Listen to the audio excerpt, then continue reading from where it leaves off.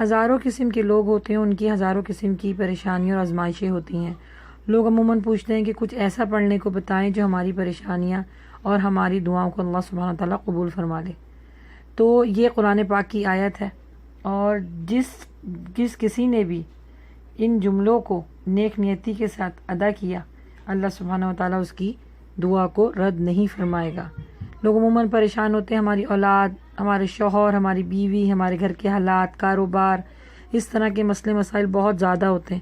تو کچھ ایسا پڑھنے کو دیجیے جو اللہ سبحانہ و تعالیٰ دعا کو قبول کرے۔ نیک نیتی کے ساتھ 5 ٹائم کی نماز ادا کر کے، صدقہ دے کر یہ دعا کو پڑھیے۔ یہ ہے لا الہ الا انت سبحانک انی کنت من الظالمین، لا الہ الا انت سبحانک انی کنت من الظالمین۔ اللہ سبحانہ و تعالیٰ انشاءاللہ آپ کی دعاؤں کو قبول فرمائے گا۔